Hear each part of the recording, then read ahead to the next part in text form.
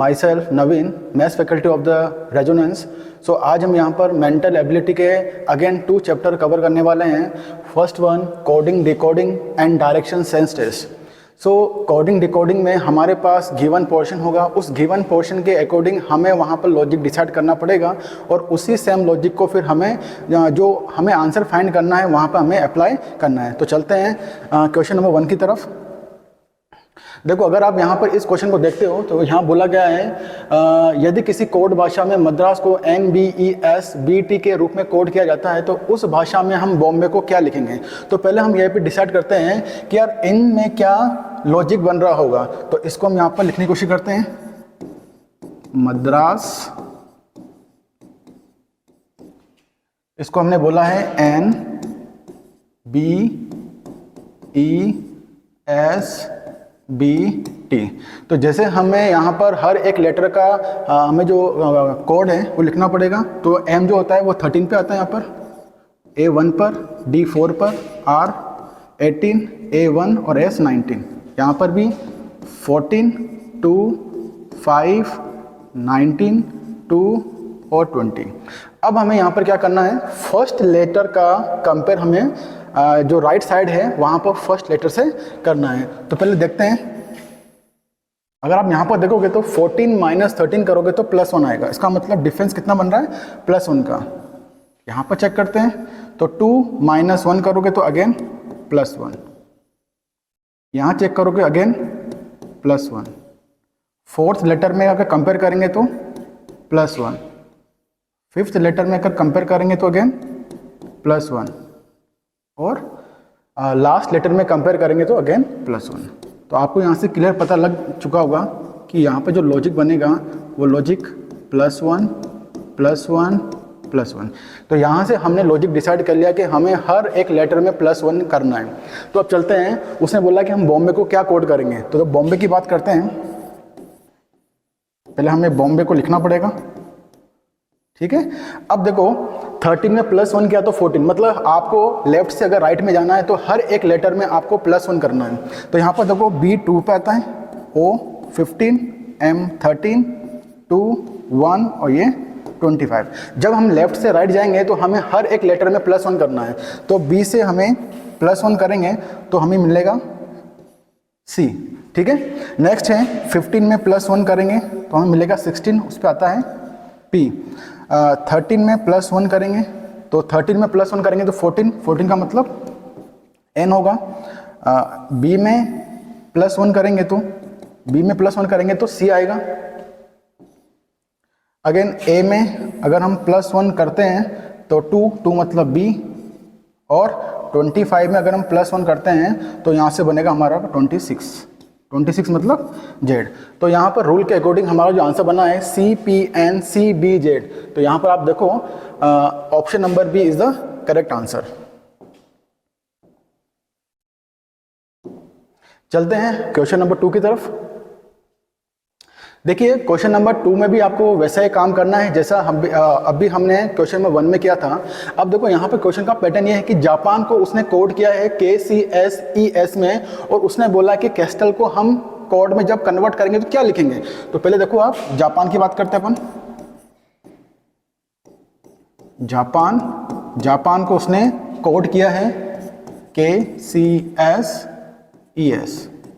तो कोड हर एक लेटर का जो कोड है वो लिख लेते हैं।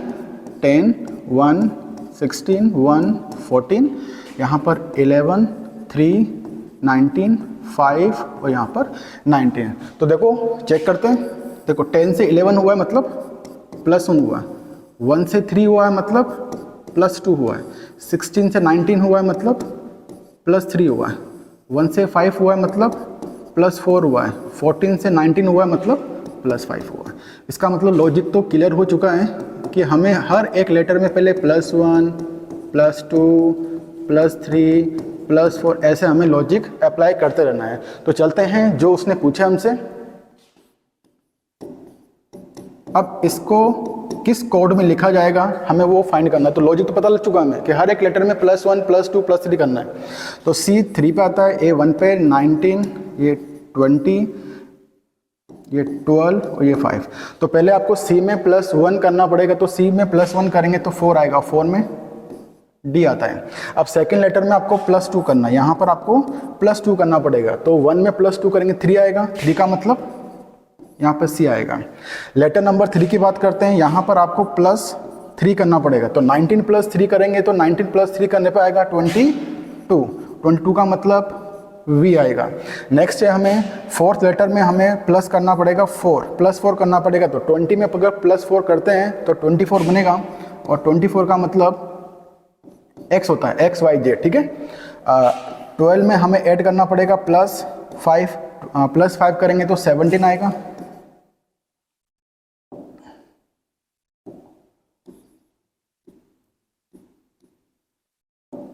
ठीक है। +5 करेंगे तो कितना आएगा यहाँ पर 17, और 17 का मतलब होता है Q।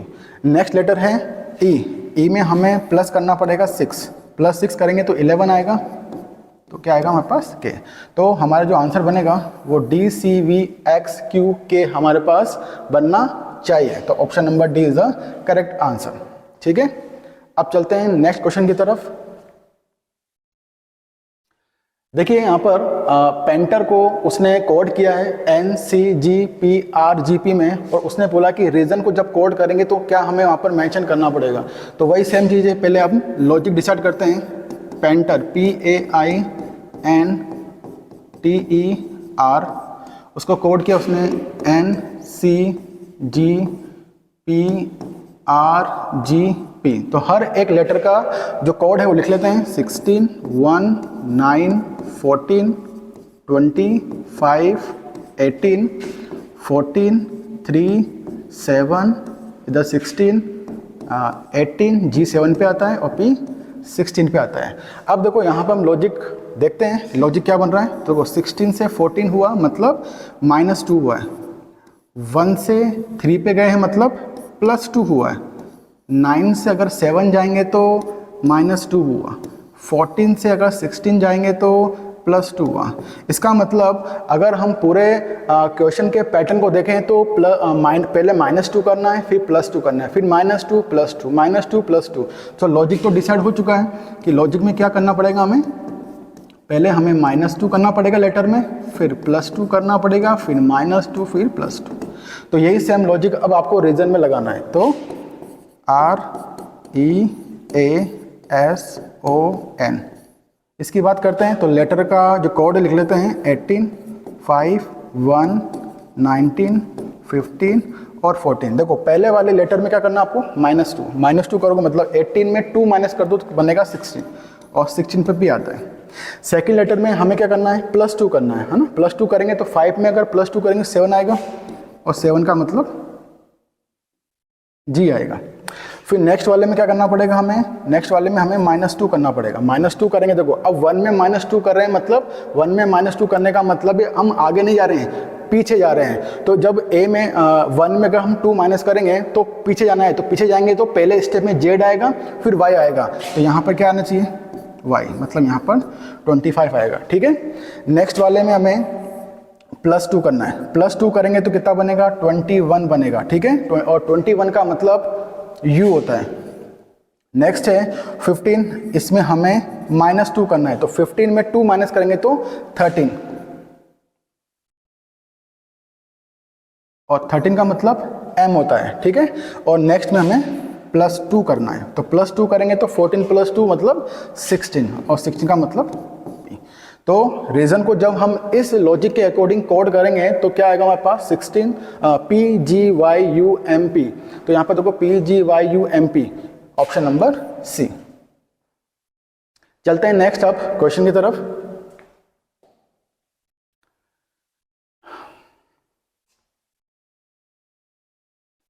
अब देखो यहाँ पर अब सेकंड टाइप का क्वेश्चन है। अब इसमें क्या करना है, इसमें कुछ अलग करना पड़ेगा आपको, है ना। जैसे देखो उसने बोला है रोज को उसने कोड किया है 6, 8, 2, 1, और चेयर को उसने कोड किया है 7, 3, 4, 5, 6, ठीक है। फ्रिज को उसने कोड किया है PREACH, इसको कोड किया उसने 961473।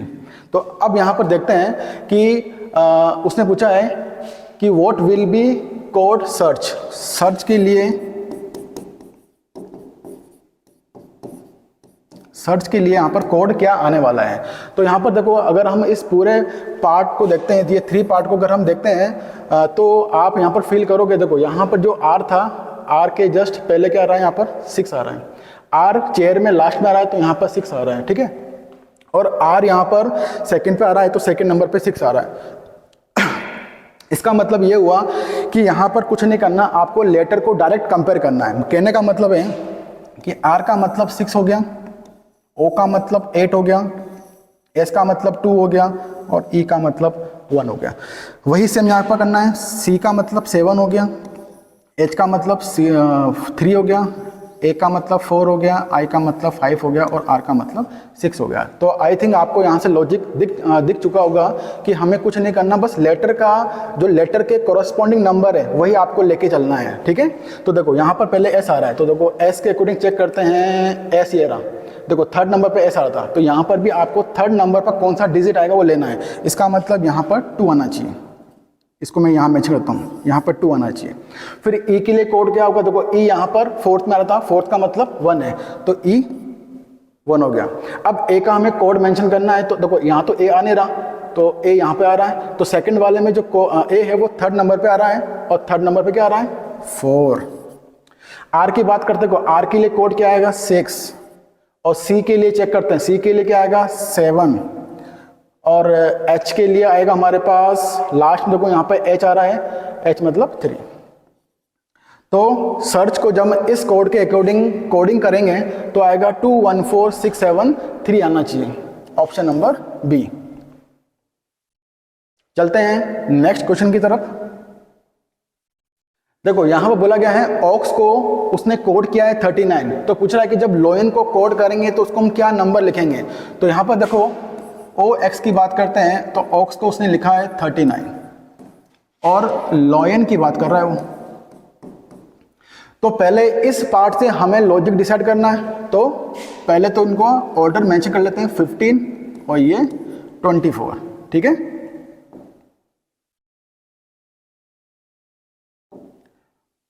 15 और 24।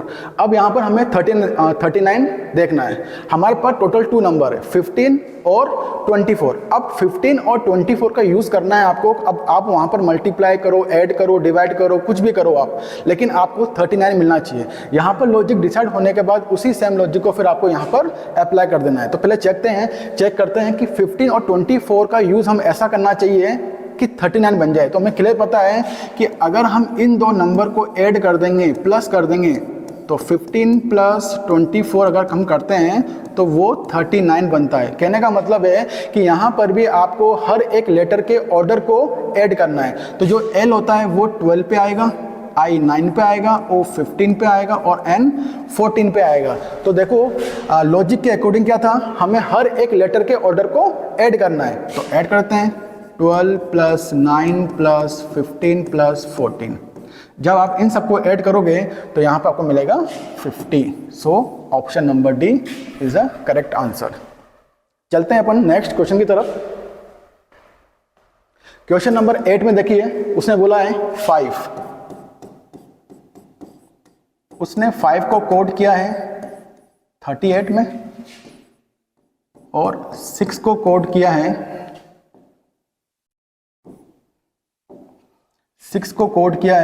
49। अब चेक करते हैं कि 5 को 38 में कन्वर्ट करना है और 6 को 49 में। तो पहले आपको हर एक लेटर का ऑर्डर मेंशन करो। तो यहाँ पर 6 आएगा, यहाँ पर 9, यहाँ पर 22 और यहाँ पर 5 आने वाला है। तो चेक करते हैं कि 38 कैसे आएगा। तो एक बार पहले हम इनको ऐड करके देख लेते हैं। तो ये 22, ये 5, ये 9 और ये 6। एक बार ऐड करके चेक करते हैं कि 38 आता है क्या। देखो 9 प्लस इज 15, 20 और ये 22 मतलब 2। यहाँ पर 2 आएगा तो कितना बना 42। यहाँ तो आ रहा है 42। भाई अगर लेटर के ऑर्डर को हम ऐड करेंगे तो जो सम बन रहा है वो बन रहा है 42। बट हमें डिमांड किसकी है, 38 की। इसका मतलब ये सोचना है कि यार अब 42 से 38 कैसे आ सकता है। तो सोचो आप 42 में यहाँ पर लेटर कितना आ रहे थे 4, तो जितने लेटर हैं उतना माइनस कर दो। तो जितना लेटर है उतना माइनस करेंगे तो क्या बनेगा 38 मेंशन हो गया। इसका मतलब लॉजिक में यही है, लेटर को पहले ऐड करना है और माइनस कर देना है जितने नंबर ऑफ लेटर हैं। अब देखो इसी सेम लॉजिक को आप यहाँ भी चेक कर लेते हैं, ये 19, ये 9 और ये 24। तो पहले इनको ऐड कर लेंगे, तो 19 प्लस 9 प्लस 24 जब ऐड करेंगे तो ये टोटल सम देगा आपको। फिर अब नंबर ऑफ लेटर कितने आपके पास 3, तो उसमें से आपको 3 माइनस कर देना है, तो ये बन जाएगा आपके पास 49। तो आंसर मैच हो गया। अब यही सेम लॉजिक आप 7 के लिए लगा दो, सिंपल है बिल्कुल। तो 19, 5, 22, 5 और ये 14 की बात करते हैं। तो पहले इनको सबको ऐड करो, तो 19, 5, 22, 5 और 49, 11, 16, 25। यहाँ 2 आ गया, 2, 3, 5 एंड 6। कितना बना है यहाँ से आपके पास 65 बना है। अब 65 में से आपको 7 को माइनस करना पड़ेगा, सॉरी 5 माइनस करना पड़ेगा, क्योंकि लेटर कितना है 5, तो 5 माइनस करेंगे कितना बन गया आपके पास 60। So option number C is the correct answer.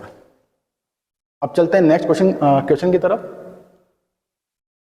अब देखो ये भी थोड़ा सा डिफरेंट है, यहाँ पर हमें अब कुछ अलग तरीके से सोचना है। उसने बोला है कि मैथ्स को उसने फिजिक्स कहा है, फिजिक्स को केमिस्ट्री कहा है, केमिस्ट्री को उसने बायो कहा है, बायो को उसने संस्कृत कहा है। तो उसने बोला कि जिसमें हम मानव अंगों के बारे में अध्ययन करते हैं तो हमें यहाँ पर कोड बताना है ना।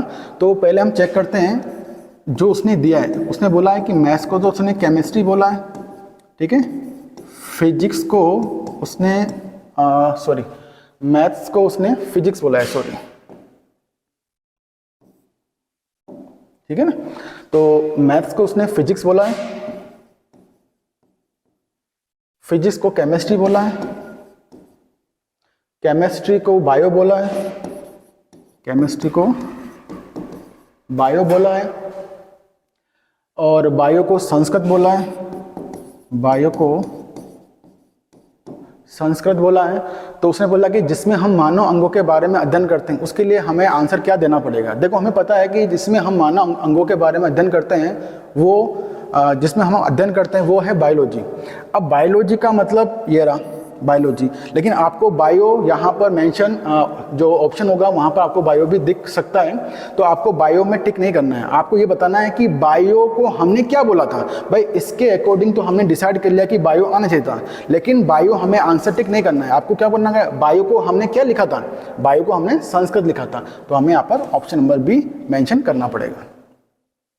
चलते हैं नेक्स्ट क्वेश्चन की तरफ।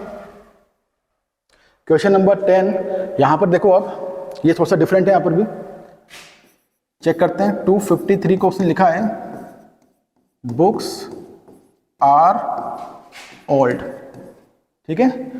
546 को लिखा है, 546 को उसने मेंशन किया है।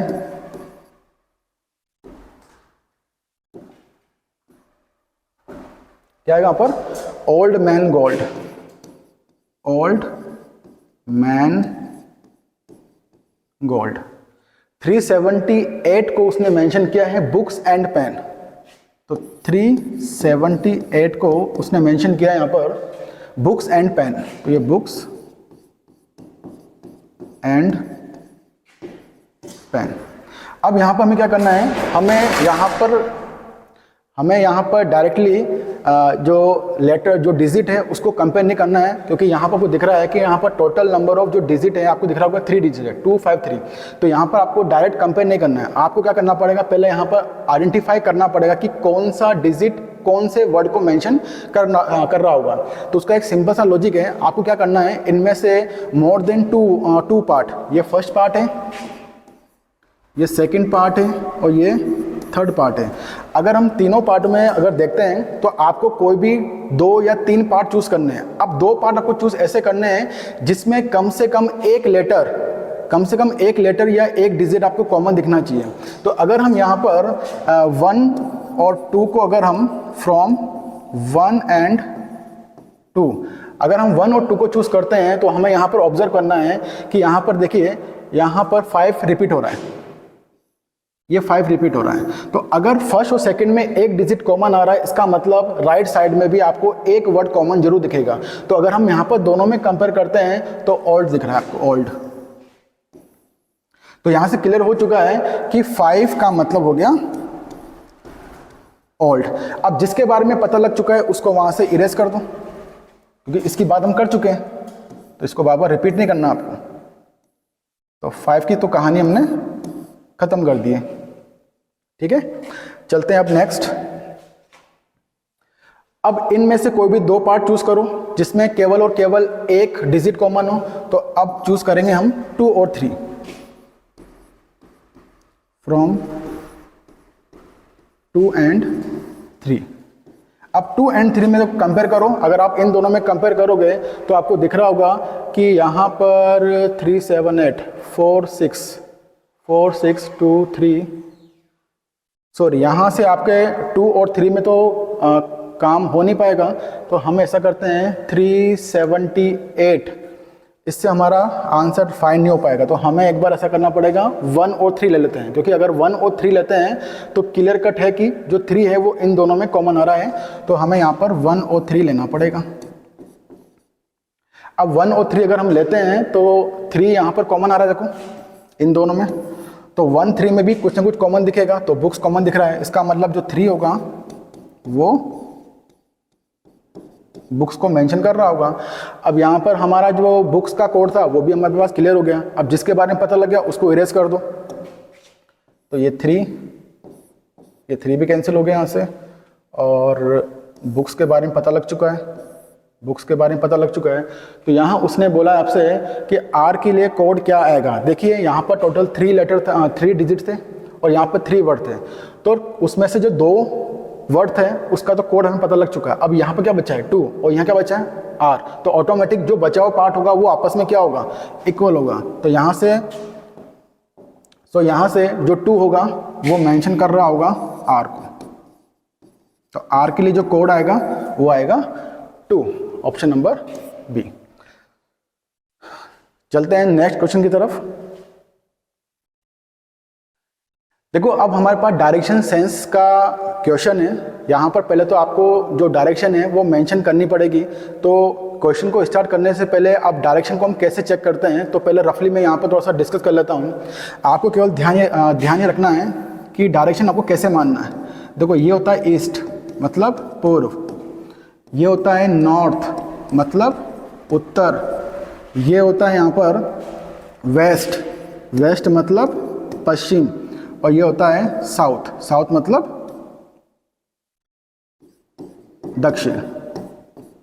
ठीक है, तो यहाँ पर देखिए जो डायरेक्शन सेंस टेस्ट है उसके अकॉर्डिंग चेक करते हैं। और एक चीज़ जो आपको ध्यान भी ये भी रखना है कि जब डायरेक्शन सेंस टेस्ट का क्वेश्चन करते हैं तो हमें डायरेक्शन का पता होना चाहिए। हमेशा आप जब डायरेक्शन मेंशन करोगे तो आपको हमेशा एंटी क्लॉकवाइज मतलब घड़ी की उल्टी दिशा में ही डायरेक्शन को लेना है, इस डायरेक्शन में आपको चलना है। ठीक है, तो यहाँ पर देखो ईस्ट और नॉर्थ के बीच में 90 डिग्री का एंगल बन रहा है, नॉर्थ और वेस्ट के बीच में 90 डिग्री का एंगल बन रहा है, और यहाँ पर भी 90 और यहाँ पर 90।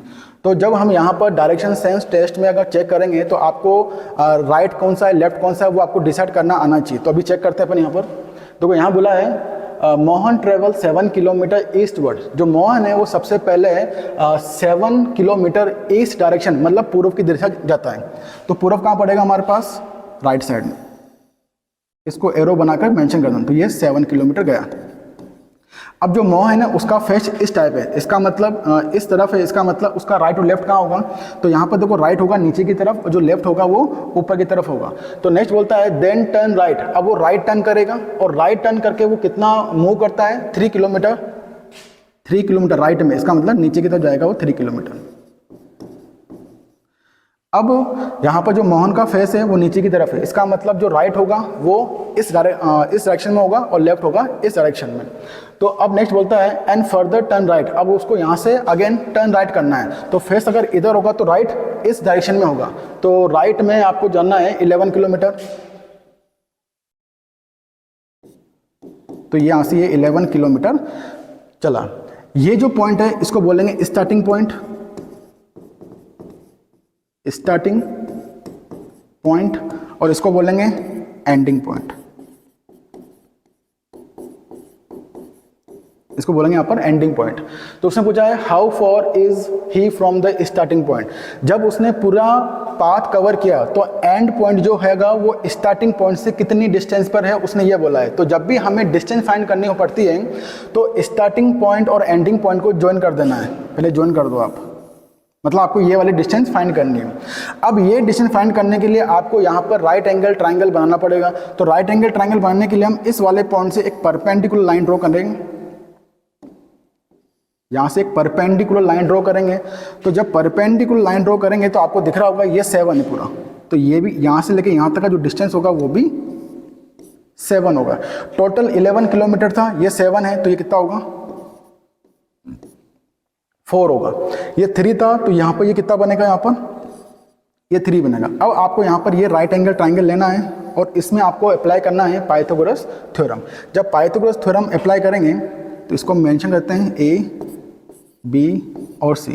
तो यहाँ पर आपको in triangle A B C में आपको पाइथागोरस थ्योरम अप्लाई करनी है। तो उसके अकॉर्डिंग क्या आएगा हमारे पास, A B square equal to B C square plus A C square. तो जो जो वैल्यू पता है वो वैल्यू पुट करते हैं। ए सी की जगह आएगा हमारे पास 3 मतलब 9, बी सी की जगह 4 का स्क्वायर 16।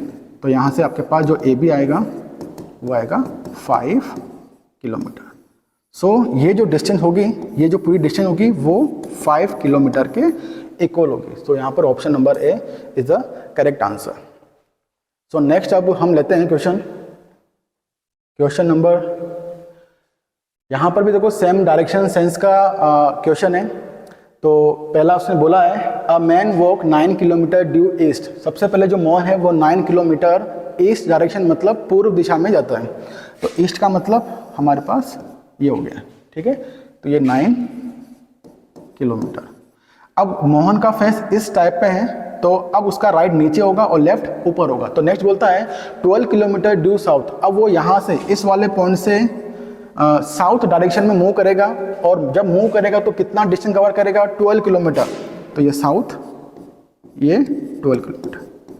तो ये तो था आपके पास स्टार्टिंग पॉइंट जहाँ से उसने ट्रैवलिंग स्टार्ट करी थी और यहाँ पर ये है इसका एंडिंग पॉइंट। तो उसने पूछा है इन दो पॉइंट के बीच की डिस्टेंस कितनी होगी। तो जैसा हमने पहले जो क्वेश्चन किया था उसमें भी आपको यही करना है। आपको यहाँ पर राइट एंगल ट्राइंगल बनता हुआ दिख रहा होगा।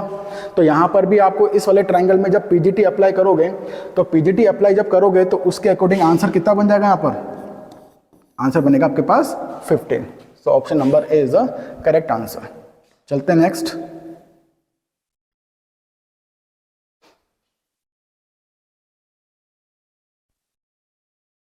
अब नेक्स्ट हमारे पास from his house Rajan went 25 kilometre to the north, ठीक है ना। तो सबसे पहले वो उत्तर दिशा में आता है 25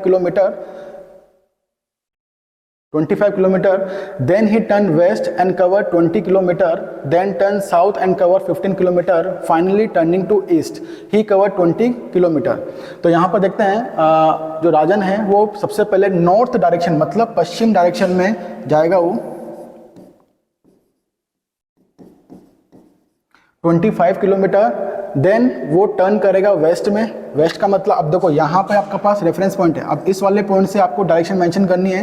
तो ये ईस्ट होगा, ये नॉर्थ होगा, ये वेस्ट होगा, ये साउथ होगा। तो हमें कहाँ जाना है, वेस्ट में। वेस्ट में कितना, 20 किलोमीटर। तो ये आपके पास 20 किलोमीटर हो गया। Then he turn south. अब यहाँ से वो साउथ डायरेक्शन में टर्न करेगा और टर्न कितना करेगा, 15 किलोमीटर। तो 15 किलोमीटर ये हो गया अपने पास 15 kilometre. Finally turning to east he cover 20 kilometre. अब यहाँ से वो ईस्ट डायरेक्शन में मूव करेगा। तो ईस्ट का मतलब इस साइड में जाएगा, कितना जाएगा, 20 kilometre. In which direction was he from his house. उसने पूछा है कि जब वो यहाँ पर पहुँच चुका होगा तो अब उसकी जो डायरेक्शन थी वो स्टार्टिंग पॉइंट से किस डायरेक्शन में है।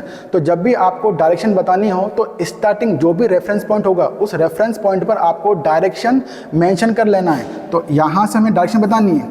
तो ये होता हमारे पास ईस्ट ये होता है नॉर्थ, ये होता है वेस्ट और साउथ।